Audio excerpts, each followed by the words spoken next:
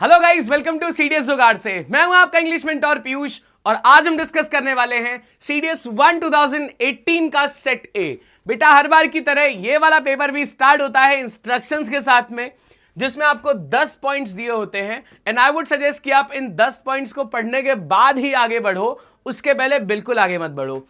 तो 10 पॉइंट्स में आपको क्या करना है पेपर के अंदर, क्या नहीं करना है, कौन सी चीज से आपका पेनाल्टी जा सकता है मार्क्स का, ये सारी बातें क्लियरली लिखी होती हैं। तो पेपर का बुकलेट ओपन करने से पहले आप इन 10 पॉइंट्स को जरूर ध्यान से पढ़ लें। पेपर की स्टार्टिंग कई बार अलग अलग क्वेश्चंस की होती है बेटा। कभी स्पॉटिंग एरर शुरुआत कर सकते हैं, तो कभी सिनोनिम्स, कभी एंटोनिम्स आ सकते हैं, तो कभी ordering of words in a sentence. अलग अलग तरीके के क्वेश्चन से शुरुआत होती है, लेकिन हमारी किस्मत पे डिपेंड करेगा कि आज की शुरुआत देखो सिनोनिम से हो गई है, मतलब छोटे छोटे क्वेश्चंस हैं। तो चलो ये एक कॉन्फिडेंस बूस्टर की तरह काम करते हैं। तो शुरुआत करते हैं डायरेक्शंस पढ़ने से। Each item in this section consist of a sentence with an underlined word और words followed by 4 words. Select the option that is nearest in meaning to the underlined word or words and mark your response on the answer sheets accordingly. करना क्या है भैया, हर question में आपको एक statement दिया है जिसमें एक वर्ड को अंडरलाइन किया हुआ है। अब इस अंडरलाइन वर्ड का आपको सिनोनिम बताना है, यानी सिमिलर मीनिंग कौन सा वाला होगा इस वर्ड का, ये आपको बताना है और आपका आंसर हो जाएगा वही वाला ऑप्शन। यानी कि ए बी सी डी में से जो ऑप्शन एग्जैक्टली अंडरलाइन वर्ड का जैसा मीनिंग बता रहा होगा उसको बोलेंगे कि यही आंसर है। ठीक है, चलिए शुरुआत करते हैं। तो पहला बोल रहा है truly respectable old man is a ripe person. जो ट्रूली रिस्पेक्टेबल ओल्ड मैन होता है वो राइप पर्सन होता है। राइप का मतलब क्या होता है? राइप का मतलब होता है जैसे फ्रूट जो होता है, जो फल होता है वो पूरा पक चुका होता है, मतलब एकदम प्रॉपरली मैच्योर हो चुका है जो चीज, उसको राइप बोलते हैं। ठीक है, फिर यहां पे सीनियर है। अब देखो ओल्ड मैन है तो सीनियर तो कह सकते हैं, लेकिन राइप उसके लिए कॉन्टेक्स्ट में नहीं बैठेगा। परफेक्ट का राइप से कोई कॉन्टेक्स्ट नहीं है। सीजनड का मतलब हो जाता है जो चीज सीजन वाइज हो रही है या फिर जो चीज सजाई धजाई गई है। तो तीन ऑप्शंस तो बाहर हैं, बच रहा है मैच्योर, इसके साथ चले जाएंगे। So option number B would be the correct choice. Clear? चलो सेकंड क्वेश्चन देखते हैं। The soldiers repulsed the enemy. अब रिपल्स का मतलब क्या होता है बेटा? रिपल्स का मतलब होता है भगा देना, है ना, जैसे दूर कर देना या हटा देना, भगा देना या खदेड़ देना, ये सारे इसके सिनोनिम्स होते हैं। सो रिपल्स या रिपल्शन जो होता है वो सेम चीज होती है। अब रिपल्स का यहाँ पे ऑपोजिट, हमको सेम मीनिंग चाहिए। डिफीट करने की बात अभी नहीं हो रही है, डिस्ट्रॉय भी नहीं हो रहा है, और रिजेक्ट आप कर नहीं सकते। आप ऐसा थोड़ी कह सकते हो कि ए दुश्मन मैं तुझसे नहीं लड़ूंगा, मैं तुझे रिजेक्ट करता हूं, ये बात डजंट मेक सेंस। तो ये 3 पॉइंट्स तो यहां से बाहर हो जाते हैं। डी बचता है रिपेल्ड, जिसका मतलब भी सेम यही है, रिपल्शन करना या फिर अलग हटा देना, भगा देना, दूर भगा देना, ये सारे मीनिंग्स यहां पे फिट हो जाते हैं। So second would go with option number D. चलते हैं नेक्स्ट क्वेश्चन की तरफ। अगला क्वेश्चन कह रहा है she deftly masked her feelings. अभी मास्क का मतलब क्या होता है? जैसे किसी ने मास्क लगा लिया, मुखौटा लगा लिया, तो क्या किया? अपना चेहरा छुपा लिया। सो मास्क का मतलब होता है छुपा लेना किसी चीज को। चाहिए मुझे इसका सिनोनिम। देखो यहाँ पे हाइड का हिड लिखा हुआ है, सेकंड फॉर्म लिखी हुई है। मास्क्ड है, ईडी मतलब वर्ब की सेकंड फॉर्म, तो इसका सिमिलर वर्ब की सेकंड फॉर्म चाहिए, इसलिए हिड यहाँ पे परफेक्ट है। फ्लॉन्ट का मतलब होता है शोबाजी करना, डजंट मेक सेंस। ऑब्लिक का मतलब होता है थोड़ा सा टेढ़ा या तिरछा, ऑब्स्क्योर ब्लर हो गया, तो कोई सा भी सेंस नहीं बना पा रहा है, ये तीनों बाहर हो जाएंगे। Answer would be option number A. Next question number 4 देखो क्या कह रहा है। Vendors must have licence. Vendors कौन से लोग होते हैं? ऐसे लोग होते हैं जो लोग बेचने में इन्वॉल्व होते हैं, उनको वेंडर्स कहा जाता है। कोई भी चीज के वेंडर्स का मतलब है जो आदमी उन चीजों को बेच रहा हो, उसको वेंडर बोलते हैं उस चीज का। So one who drives a car, नहीं, ये तो ड्राइवर होता है या शॉफर होता है। बी कह रहा है one who works in a hospital, इनको भी नहीं बोलते हैं। She says one who is employed in food serving. बेटा सिर्फ फूड के कॉन्टेक्स्ट में नहीं, किसी भी चीज के वेंडर्स हो सकते हैं। जैसे ये स्मार्ट बोर्ड जिसने बेचा होगा, स्मार्ट बोर्ड का वेंडर होगा। So one engaged in selling, कोई भी आदमी जो बेचने में इंगेज्ड है या बेचने के काम में होता है उसको वेंडर बोला जाता है। So D option would go correct. Next question number 5 देखिए क्या कह रहा है। They will not admit children under 14। Admit का मतलब क्या होता है? एडमिट का मतलब होता है कोई भी चीज को एक्सेप्ट कर लेना, किसी भी चीज को एक्सेप्ट कर लेना, है ना। जैसे मान लो मैंने बोला कि मैंने कॉलेज में बच्चे का एडमिशन करा लिया है, तो इसी का शॉर्ट फॉर्म क्या है? मैंने कॉलेज में बच्चे को एडमिट कर दिया है, यानी कि कॉलेज वालों ने बच्चे को एक्सेप्ट कर लिया है। समझ आ रहा है? तो अवाव तो खत्म हो जा रहा है, रिसीव की बात यहां पे नहीं होती, एडमिट का मतलब रिसीव करना नहीं होता, and concede would also not make sense here. क्या बचेगा? Option number C, that is except. तो ऑप्शन नंबर सी के साथ में यहां पे चले जाएंगे। ठीक है, चलिए अगले क्वेश्चन पे आते हैं, नंबर 6 to 10 पे आते हैं। देखो 6 नंबर क्या कह रहा है? The jewels have been stolen from her bedroom. Stolen का मतलब होता है भैया चुरा लिए गए हैं। ठीक है, स्टोलन का मतलब चुरा लिए गए हैं। The jewels have been stolen from her bedroom. अब एम्बेजल्ड है, असर्टेड है, यील्डेड है, एब्डिकेटेड है। एब्डिकेट का मतलब होता है किसी को किडनैप कर लेना, सेंस नहीं बना रहा है। यील्डेड का मतलब होता है कहीं से कुछ रिजल्ट या फ्रूट निकलना, बेकार है। असर्टेड का मतलब होता है सिंपली कह देना कि हाँ ऐसा हो गया है। It would be embezzled. Option number A would go correct. चलिए अगला देखते हैं। नेक्स्ट क्वेश्चन कह रहा है number 7th, the soldier showed an exemplary courage. Exemplary का मतलब क्या होता है? एग्जाम्पलरी का मतलब होता है जिसको एज एन एग्जाम्पल हम सेट कर सकते हैं कि भैया इससे बढ़िया कुछ नहीं है, उसको एग्जाम्पलरी कहा जाता है। मतलब जैसे आपके एरिया में कोई बहुत अच्छा हो पढ़ने में, तो उसको लोग क्या मानेंगे कि परफेक्ट है, उसी को एज एन एग्जाम्पल सेट करेंगे। सो एग्जाम्पलरी का मतलब है कहीं ना कहीं परफेक्शन की तरफ जाने वाला, आइडियल जिसको लोग मान रहे हो वो वाले कॉन्टेक्स्ट में बात होती है। फ्लॉड में यहाँ पे गलत हो गया ये। फॉल्टी का मतलब तो ऑब्वियसली इसमें मिस्टेक्स हो गई हैं। आइडियल का मतलब हो गया perfect, and boisterous would also not make sense here. Option number C के साथ चले जाएंगे। नंबर 8 की बात करते हैं बेटा। 8 देखो, they served fruits after the dinner. Served का मतलब क्या है? किसी को क्या करना, किसी को ऑफर कर देना या फिर किसी की प्लेट में रख देना, ये सारी चीजें सर्व्ड के कॉन्टेक्स्ट में आती हैं। सो असिस्टेड बेकार है। ऑब्लाइज का मतलब होता है किसी को खुश करना। वेटेड का मतलब ही नहीं यहाँ पे। सर्व्ड का मतलब क्या है? ऑफर कर देना किसी को। ठीक है, प्लेट में डाल दोगे तो आप ऑफर ही कर रहे हो कि भैया प्लीज खाइए। So D option would go correct. Number 9th देखिए, 9th क्वेश्चन कह रहा है the committee should recommend his name to the government. The committee should recommend his name to the government. Recommend करने का मतलब क्या होता है?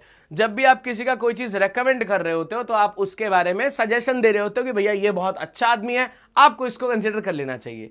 सो रेकमेंड का मतलब हो जाता है सजेस्ट करना, sort of suggestion. So we have praise, advice, counsel या सजेस्ट। देखो सजेस्ट एग्जैक्टली मिल गया है, तो एबीसी के साथ में जबरदस्ती का कंफ्यूज नहीं होंगे। So it would be D option, that would give correct as the choice. Number 10th की बात करते हैं बेटा। 10th बोल रहा है can medicine save us from death. Save का मतलब क्या होता है? सेव का मतलब होता है भैया संभाल लेना, है ना, या फिर हमारी रक्षा करना। रक्षा करने जैसा यहाँ पे कौन सा है? हाइड तो होगा नहीं। रेस्क्यू का मतलब होता है जब कोई मुसीबत में फंसे हैं तब बचाना। और प्रोटेक्ट का मतलब होता है हमेशा हमें सेव करके रखना। फिर लिबरेट का मतलब होता है खुला छोड़ देना, हमें आजादी दे देना। तो it would be option C. Rescue का मतलब होता है किसी आपदा या विपदा में फंसा हुआ जब कोई आदमी हो, उसको बचाने को रेस्क्यू बोलते हैं। सो यहां पे ऑप्शन नंबर सी के अलावा और कोई भी सेंस नहीं दे रहा है बेटा। चलिए आगे बढ़ते हैं, क्वेश्चन नंबर 11th की साइड चलते हैं। क्वेश्चन 11th में we have ordering of words in a sentence. Directions पढ़ते हैं फिर आएंगे एग्जैक्टली क्वेश्चन पे। डायरेक्शंस कह रहा है each of the following items in this section consists of a sentence the parts of which have been jumbled. These parts have been labeled P, Q, R and S. Given below each sentence are 4 sequences, namely A, B, C and D. You are required to rearrange the jumbled parts of the sentence and mark your response accordingly. करना क्या है? ध्यान से सुनिएगा। हर sentence को यहाँ पे 4 parts में डिवाइड कर दिया गया है। P, Q, R, S का नाम दे दिया गया है। आपको बताना है P, Q, R, S को मैं किस हिसाब से अरेंज करूं इन 4 ऑप्शंस में से कि एक प्रॉपर सेंटेंस या प्रॉपर मीनिंग देने लग जाए। इतना सिंपल सा काम है। तो चलो शुरू हो जाते हैं। देखो, the British manufacturers popularity of Indian textiles were jealous of the from the very beginning. अब देखो यहां पे वर जेलस ऑफ द, ना आर शुरू कर सकता है ना आर खत्म कर सकता है। ये बात यहां पे एकदम क्लियरली समझ में आ गई है। तो आर खत्म करने वाला पॉइंट यहां से तुरंत खत्म हो जाएगा खुद ही। ठीक है, अब बच रहा है P Q R S, S P R Q और क्यू आर एस पी। चलो पी क्यू आर एस पढ़ते हैं। The British manufacturers popularity of Indian textiles. P के साथ में क्यू तो एकदम बेकार हो गया, तो पी क्यू वाला पॉइंट यहां से गलत हो गया। पी क्यू और कहीं है? नहीं है। चलो now we have S P. Let's read S P. From the very beginning the British manufacturers, S P फिर R, the British manufacturers were jealous of the popularity of Indian textiles. ये अच्छा है। क्यू आर एस पी पढ़ते हैं। Popularity of Indian textiles were jealous of the, Q R खत्म हो गया, मतलब बचा क्या? ऑप्शन नंबर सी। सो इसके साथ में चले जाएंगे and that would be the correct choice. चलिए नंबर 12th की बात करते हैं। 12th रहेगा dress fashions changed and light cotton of the English textiles began to replace the coarse woollens. ठीक है, आर देखो यहां पे बेटा खत्म नहीं कर सकता है, क्यू यहां पे शुरुआत नहीं कर पाएगा, मतलब एक ऑप्शन तो यहां से बाहर हो गया है, ऑफ द इंग्लिश से शुरुआत नहीं होगी, ठीक है। द कोर्स वुलेंस, अब यहां पे देखो बच क्या कह रहा है, पी आर एस क्यू को एक बार पढ़ते हैं। Dress fashion change and light cotton textiles began to replace, ठीक है, the coarse woollens of the English. अच्छा लग रहा है पी आर एस क्यू, ठीक है, लेकिन आर एस पी क्यू को पढ़ते हैं। The textile began to replace the coarse woollens dress fashion change and light cotton of the English, गलत हो गया, आर एस पी क्यू का सेंस नहीं बन पा रहा है। एस पी आर क्यू पढ़ते हैं, the coarse woollens dress fashion change and light cotton textiles began to replace of the English. R के साथ में क्यू लगाना बेटा लॉजिकल नहीं है। सो 12th किसके साथ में जा रहा है, 12 जा रहा है भैया ए के साथ में। इकलौता ऑप्शन जो सेंस बना रहा है दैट इज ऑप्शन ए। चलिए नेक्स्ट चलते हैं क्वेश्चन नंबर 13 की side. Put pressure on their government, Indian goods in England, the British manufacturers to restrict and prohibit, ठीक। Put pressure on their government, किसके लिए बोला जा रहा है नहीं मालूम है, मतलब P यहां पे शुरुआत करने के लिए ठीक नहीं है। चलो, Indian goods in England, the British manufacturers to restrict and prohibit, अब बच रहा है SPRQ, चलो SPRQ पढ़े। To restrict and prohibit, put pressure, S के साथ में P बेकार हो गया, ये गलत है, R के साथ में P पढ़ो। The British manufacturers put pressure on their government, ठीक है, to restrict and prohibit Indian goods in England, perfect, अच्छा लग रहा है, पर डी पढ़ेंगे, QRSP, Indian goods in England, the British manufacturers, गलत हो गया, क्या बच रहा है सी ऑप्शन, किसके साथ जाएंगे सी ऑप्शन के साथ में। देखो बहुत इजी क्वेश्चंस होते हैं, कॉमन सेंस अगर लगाओगे तो आपको बिना ऑप्शंस के भी ये समझ में आ ही सकते हैं, बट स्टिल ऑप्शंस को यूज करना ताकि टाइम बहुत ज्यादा हमारा सेव हो बेटा। However, still held their own in foreign markets in spite of these laws, Indian silk and cotton textiles, ठीक है। चलो QPRS पढ़ते हैं, still held their own in foreign markets, however, गलत हो गया, QPRS गलत है, 14 का A वहां से बाहर हो गया। SPRQ पढ़ते हैं, Indian silk and cotton textiles, however, sorry S के साथ में P, however, फिर R, in spite of these laws still held their own in foreign markets, गलत हो गया, SPRQ गलत है। फिर देखते हैं SRPQ, Indian silk and cotton textiles in spite of these laws, कौन से laws, in spite of these laws however still held their own in foreign markets, SRPQ भी गलत हो गया। RPSQ देखते हैं, in spite of these laws, in spite of these laws however Indian silk and cotton textiles still held their own in foreign markets, ठीक है। RPSQ इकलौता option जो थोड़ा सा लॉजिकल लग रहा है, इसलिए डी वाले पे चले जाएंगे। चलते हैं नेक्स्ट क्वेश्चन पे, that is number 15। And it led to rapid economic development, बेटा ए से शुरुआत नहीं करेंगे यानी पी से शुरुआत नहीं करेंगे, ठीक है, यहां पे हो भी नहीं रही है। एस और क्यू है शुरुआत करने के लिए, द इंडस्ट्रियल रेवोल्यूशन है, society in a fundamental manner है। चलो शुरुआत करके देखते हैं SPRQ से। SPRQ बोल रहा है society in a fundamental manner and it led, S के साथ में पी बेकार है बिल्कुल, एस के साथ में पी नहीं आ सकता, तो देखो एस के साथ में पी यहां पे आ रहा है, शुरुआत के लिए बाहर हो गया। फिर SR देखते हैं, society in a fundamental manner transform the British and it led to rapid economic development the industrial revolution, P के साथ में क्यू आना बेकार हो गया, पी के साथ में क्यू यहां पे गलत है, तो यहां पे देखो QP है और यहां QR है। चलो QP पढ़ते हैं, the industrial revolution and it led to, गलत है, क्यू के साथ में पी नहीं आ सकता, एक ही ऑप्शन बच ही रहा है, but still let's read it. Q के साथ में आर पढ़ते हैं, क्यू बोला the industrial revolution transform the British, QR सही है, British society in a fundamental manner and it led to rapid economic development, भैया एकदम सही बात इसने कही है, और इकलौता आंसर जो परफेक्ट अरेंजमेंट हमें दे रहा है, दैट्स व्हाई सी ऑप्शन के साथ में चले जाएंगे। क्वेश्चन नंबर 16 देखिए क्या कह रहा है।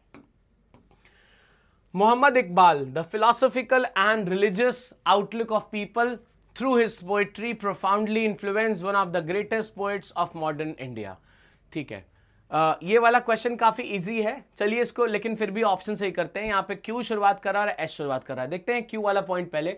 The philosophical and religious outlook of people through his poetry, ठीक है, प्रोफाउंडली इन्फ्लुएंस्ड है, ये गलत हो गया, क्यू के साथ में आर नहीं हो सकता, ए बाहर है। SR और SP, SR को पढ़ते हैं, one of the greatest poets of modern India profoundly influenced the philosophical and religious outlook of people through his poetry, Mohammad Iqbal. बेटा पी से खत्म करना एकदम लॉजिकलेस है। SRPQ देखते हैं, the one of the greatest poets of modern India profoundly influenced Mohammad Iqbal the philosophical and religious outlook of people through his poetry. अरे ये वाला भी गड़बड़ लग रहा है। तो भैया 16 में कौन सा वाला हो सकता है? SRPQ भी गलत हो गया। SPRQ को देखते हैं। One of the greatest poets of modern India Mohammad Iqbal profoundly influence the philosophical and religious outlook of people through his poetry. Perfect, option number D के साथ में चले जाएंगे and that's how it would be the correct choice. चलते हैं question number 17 की side. To accept any of the important, P से खत्म नहीं हो सकता, ये बात क्लियर हो गई। इंपॉर्टेंट क्या है नहीं मालूम है, बाहर हो गया। Disillusionment, demands of the nationalist produced the failure of the British government. ठीक है, अब यहां पे शुरुआत है SP, PQ और QR। PQRS देखते हैं एक बार। To accept any of the important disillusionment demands of the nationalist produce the failure of the British government. कोई सेंस नहीं बन रहा, PQRS यहां से बाहर हो जाएगा। तो भैया 17 का B बाहर हो चुका है, C बाहर हो चुका है। अब बचता है SPRQ और QRPS। SPRQ को पढ़ते हैं। The failure of the British government to accept any of the important demands of the nationalist produce disillusionment. Perfect, बढ़िया लग रहा है। Let's read D। QRPS, disillusionment demands of the nationalist produced. अरे disillusionment demands थोड़ी कुछ हो सकता है। QR खत्म हो गया, क्या बच रहा है? A option would go correct as the right choice. चलिए आगे बढ़ते हैं, नेक्स्ट क्वेश्चन की बात करते हैं। नेक्स्ट क्वेश्चन नंबर 18 कह रहा है showed that a backward the rise of modern Japan after 1868 Asian country को develop itself without western control. एक बात यहां पे जो खत्म नहीं कर सकता वो है Q। चलो Q यहां पे खत्म भी नहीं हो रहा है। शोड दैट अ बैकवर्ड, क्या चीज शो कर रही है? मतलब P शुरुआत नहीं करेगा, तो A बाहर हो गया यहां से और C वाला बाहर हो गया। दो चीजें फिलहाल यहां पे 18th क्वेश्चन के लिए बाहर हैं। अब बच रहा है हमारे पास में SRQP और बच रहा है QRPS। चलो SRQP पढ़ते हैं। एशियन कंट्री को develop itself without western control modern Japan after 1868। बेटा S के साथ में R सेंस नहीं दे पा रहा है तो B हटाएंगे, बच ही रहा है D। लेकिन लेट्स रीड इट। QRPS देखो क्या कह रहा है। The rise of modern Japan after 1868 showed that a backward Asian country could develop itself without a western control। Perfect, option number D के साथ में चले जाएंगे। इकलौता ऑप्शन जो थोड़ा सा लॉजिक दे रहा था, जो सेंस दे रहा था, that would B D option. चलते हैं क्वेश्चन नंबर 19 की साइड। 19वां कह रहा है and the current Hindu emphasis. तो यहां पे A जो P है वो शुरुआत नहीं कर सकता है, so A would be kicked out, क्योंकि एंड से फिलहाल हम शुरुआत नहीं करते हैं। And urge the people to imbibe, देखो and the current Hindu emphasis and urge the people to imbibe, Q भी शुरुआत नहीं करेगा, चलो ठीक है। The spirit of free thinking on ritual ceremonies and superstitions, Vivekananda condemned the caste system. ठीक है, अब शुरुआत करने के लिए हमारे पास में है SP, SP और RP। चलिए SP को पढ़ते हैं पहले। Vivekananda condemned the system. अब देखो सिस्टम के बाद में ना एंड आ सकता है ना P आ सकता है, तो S के साथ में Q भी नहीं आएगा और S के साथ में P भी नहीं आएगा। तो S के साथ में Q और P वाले बाहर कर दो। S के साथ में P वाला बाहर हो गया, S के साथ में Q वाला तो है ही नहीं। चलो SP देख सकते हैं, अब RP देख सकते हैं। सॉरी, S के साथ में P वाले तो बाहर ही हो गए ना। S के साथ में P और Q बाहर है, तो भैया S के साथ में caste system and the current Hindu emphasis. Vivekananda condemn the caste system and the current Hindu emphasis है, ये तो हो सकता है यार। S के साथ में P तो हो सकता है, इसको बाहर कैसे निकाल दिया मैंने? चलो देखते हैं वापस से, थोड़ा सा शायद कंफ्यूजन हो गया। चलिए कौन सा बाहर किया था? PQRS फिलहाल बाहर था, P से शुरुआत नहीं कर रहे थे। चलो SPRQ देखते हैं। Vivekananda condemn the caste system and the current Hindu emphasis. ठीक है, एम्फेसिस SP हो गया, दो वाले SP हैं। अब उसके बाद में R आ रहा है, emphasis on ritual ceremonies and superstitions and urge the people to imbibe the spirit of free thinking. ठीक है, SP के बाद में QR देखते हैं। And the current Hindu emphasis and urge the people to imbibe the spirit of free thinking on ritual ceremonies and superstitions. ठीक है, spirit of free thinking होगी, किसी चीज पर बेस्ड होगी वो चीज, तो भैया दोनों ही ऑप्शन सही लग रहे हैं। चाहे QR ले लो चाहे RQ ले लो, इसमें से कौन सा है वो बात करते हैं। RPSQ को देख लेते हैं पहले। On ritual ceremonies and superstitions and the current Hindu emphasis. अब यहां से ये चीज गलत होना शुरू हो गई है, तो इसलिए हम एक ऑप्शन को यहां से तुरंत उड़ा देंगे। बच रहा है SPRQ और बच रहा है SPQR। अब हम जाएंगे किसके साथ में, उसके लिए थोड़ा सा लॉजिक को जरा सा ध्यान से समझिए। देखो बेटा, and the current Hindu emphasis, अब ये क्या कह रहे हैं? Vivekananda condemned the caste system and the current Hindu emphasis. Caste system को हटा दिया और जो करंट हिंदू एम्फेसिस था किस चीज पर था? On rituals ceremonies and superstitions पे। विवेकानंद ने जब कास्ट सिस्टम हटाया तो ऐसे बहुत सारे और रिचुअल्स थे जिसपे उन्होंने फोकस करा। And the current Hindu emphasis किस चीज पर था? रिचुअल्स पे, सेरेमनीज पे, सुपरस्टिशंस पे। और लोगों से क्या कहा? And urge the people to imbibe the spirit of free thinking. Clear है? तो आर के बाद में अगर मैं क्यू लगाऊंगा तो ये ज्यादा लॉजिकल रहेगा और ये प्रॉपरली चीजों को बता पाएगा, इसलिए हम सी को हटा के बी को प्रेफर करेंगे। So 19th would go correct with option number B. चलिए आगे बढ़ते हैं, नेक्स्ट देखते हैं कौन सा क्वेश्चन पे बात करनी है। क्वेश्चन नंबर 20th है हमारे पास में। Mister John who was hardly 6 months old, Charles as his son adopted. बहुत सिंपल सा क्वेश्चन है, बिना ऑप्शन का भी हो सकता है, बट स्टिल चलिए इसको करके देखते हैं। ये कह रहा है mister John adopted Charles, SQ, Mr. John adopted Charles as his son who was hardly 6 months old। अब मिस्टर जॉन अडॉप्ट कर रहे हैं तो डेफिनेटली वो तो नहीं होंगे, चाइल्ड होगा, है ना? तो क्या हो जाएगा? S हो जाएगा। Mister John adopted Charles, SQ, as his son who was hardly 6 months old. तो RP हो गया, SQRP यहां पे अरेंजमेंट बन जाएगा। S वाला एक पॉइंट है, SQRP, यही हमने अरेंजमेंट बनाया था। So it would be option number A as the correct choice. इसमें जरूरत ही नहीं बेटा आपको किसी ऑप्शन की। चलो आगे देखते हैं question number 21। Fill in the blanks की बात यहां पे हो रही है। डायरेक्शन से पढ़ना शुरू करते हैं। Each of the following sentences in this section has a blank space and 4 words or group of words given after the sentence. Select the word or group of words you consider most appropriate for the blank space and indicate your response on the answer sheet accordingly. 21 कह रहा है in the face of the overwhelming mass of evidence against him, we cannot dash him of the crime. ठीक है, बहुत सारा इनके पास में मतलब बहुत सारा मास ऑफ एविडेंस है, मतलब बहुत सारा एविडेंस है against him. We can not dash him of the crime, इसीलिए हम इसको क्राइम से क्या नहीं कर सकते? हटा नहीं सकते हैं, मतलब हम मुक्त नहीं कर सकते, फ्री नहीं कर सकते हैं। तो यहां पे free him of the crime या liberate him of the crime या मतलब मुक्त कर देना, ये वाला कॉन्टेक्स्ट यहाँ पे चाहिए। पनिश हिम तो बाहर हो जाएगा क्योंकि पनिश वाली बात तो यहाँ पे नहीं आएगी। कैन नॉट पनिश की बात नहीं आएगी क्योंकि बहुत सारा एविडेंस है। एब्सॉल्व का मतलब होता है फ्री कर देना। रिलीज आप किसी भी ऐसे करते हो जो बंदी बना हुआ है ऑलरेडी, यहां पे कह रहा है कि भैया बहुत सारे एविडेंस हैं इसलिए हम इनको छोड़ नहीं सकते हैं, तो इग्नोर और रिलीज हट जाएंगे यहां से। एब्सॉल्व का मतलब हो जाता है मुक्त कर देना, तो भैया बंधनों से या केसेस से मुक्त हम नहीं कर सकते हैं। रिलीज तब करोगे जब ऑलरेडी आपने कैप्चर कर लिया होगा, अभी कैप्चर होने की बात हो रही है, इसलिए बी वाले के साथ में जाना पड़ेगा। 22nd क्वेश्चन को देखते हैं बेटा। I hope that the rain will dash for our picnic tomorrow. अब यहां पे रेन क्या है? हमारे पिकनिक के लिए रेन को क्या होना पड़ेगा? बंद होना पड़ेगा। जब बंद होना है तो हमारे पास में एक एग्जैक्टली ऑप्शन क्या है? Keep of. ए वाले पे जाएंगे, पुट ऑफ की बात हो जाती है, इधर अलग किनारे रख देना। सेटबैक का मतलब बहुत झटका लग जाएगा, स्टे आउट मतलब बाहर हो जा रहा है, ठीक है? तो कीप ऑफ की बात करेंगे, मतलब हमारे पिकनिक के लिए कहीं बारिश ना हो जाए। So A option would go correct. Next question number 23 की बात करते हैं। बेटा देखो, after the marathon some of the competitors felt completely. Marathon के बाद कॉम्पिटिटर्स को क्या लग रहा था? Some of the competitors felt completely done in, कि भैया हो गया अब तो, अब उसके बाद में हम मर जाएंगे भैया, ठीक है? तो यहां पे रन आउट का मतलब होता है एकदम शॉर्टेज हो जाना, किसी भी चीज की कमी हो जाना, खत्म हो जाना। डन आउट है, डन इन है, कट आउट और कटअप है। कटअप तो यहां से बाहर हो जाएगा, कटअप और कटप्पा जैसा कोई ऑप्शन नहीं लेने वाले हम। डन इन का मतलब हो गया बिल्कुल tired and they are like कि अब खत्म है बिल्कुल। डन आउट का मतलब है अभी और भी कर सकते हैं। So after the marathon some of the competitors felt completely done in. चलो, सो इसमें आएंगे ऑप्शन नंबर बी के साथ में। Let's get to question number 24। Scarcely dash the teacher entered the class when he heard the noise.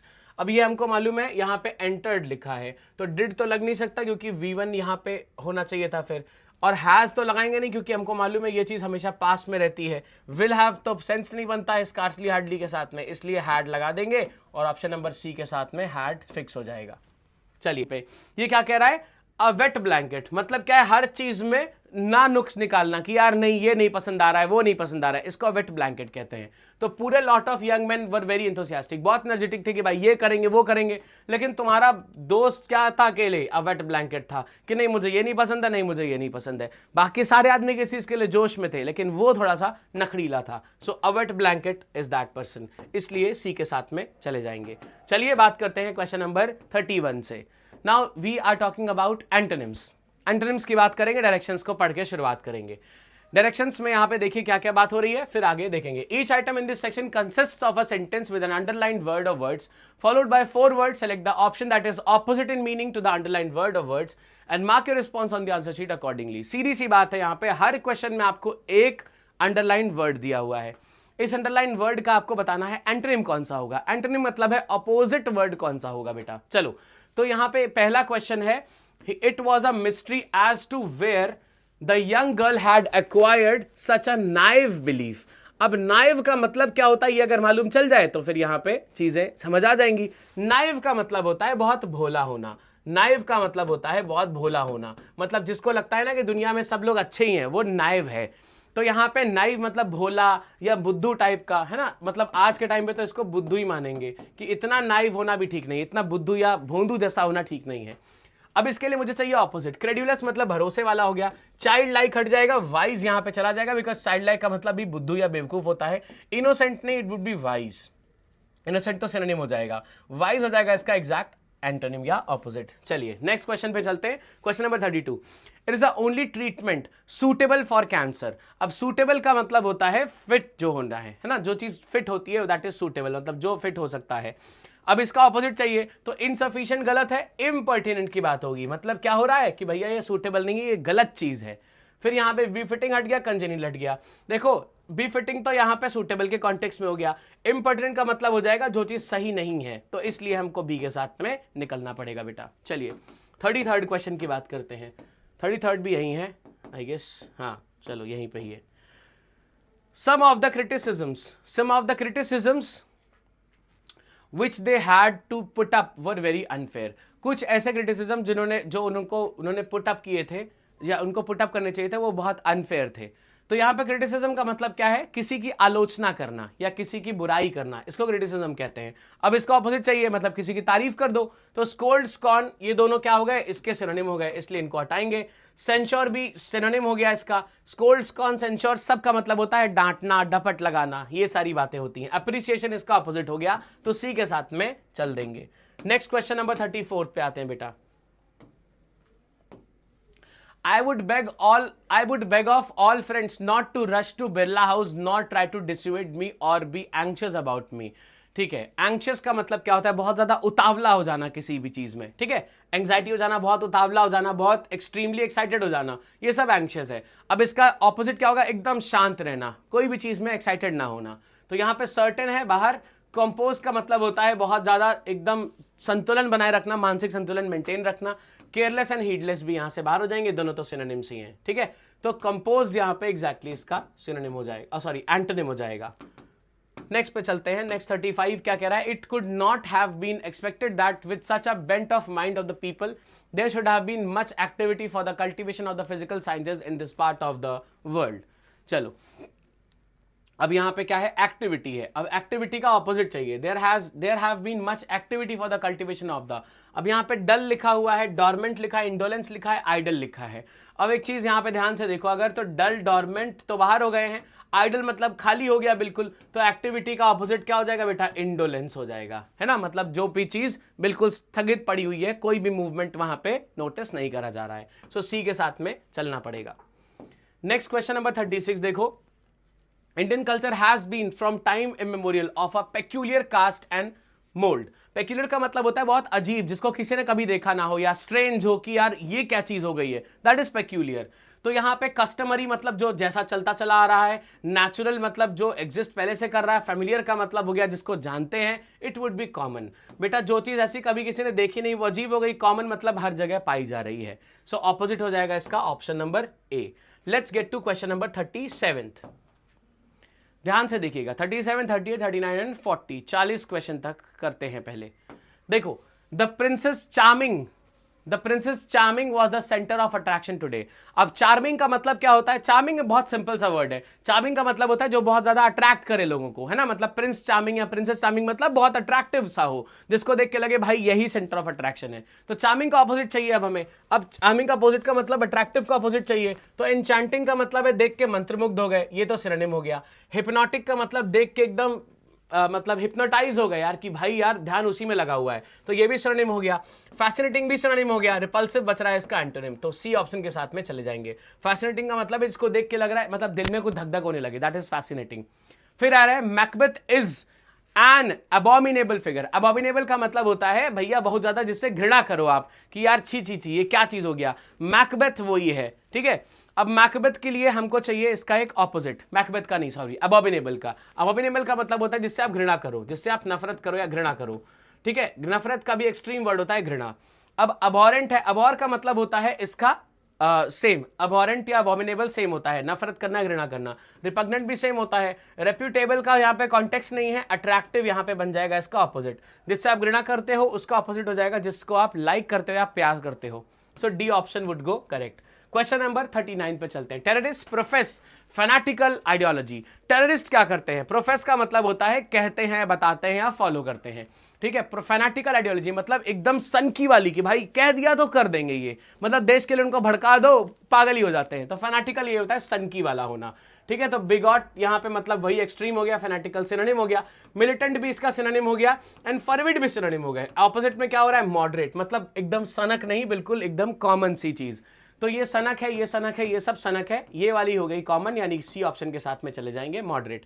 40th देखो, Rakesh is vulnerable to political pressure. Vulnerable का मतलब होता है भैया जो चीज आसानी से अफेक्ट हो जाए, है ना, मतलब जिसको आसानी से आप मतलब अफेक्ट कर सकते हो उसको क्या बोलते हैं? वल्नरेबल बोलते हैं। वीक भी वही हो जाएगा जिसको आसानी से अफेक्ट कर सकते हैं। अनगार्डेड भी वही हो गया। एक्सपोज्ड भी वही हो गया कि भैया कभी भी असर हो सकता है। फिर हो गया रेसिलियंट, कुछ भी कर दो असर नहीं होने वाला है। सो वल्नरेबल का ऑपोजिट क्या हो जाएगा बेटा? रेसिलियंट, यानी option number D would go correct as the choice, ठीक है। आज के लिए इतने ही क्वेश्चंस रखते हैं, नेक्स्ट क्लास में वी वुड बी डिस्कसिंग इसके आगे के क्वेश्चंस। तब तक के लिए अपना ध्यान रखिए, जय हिंद।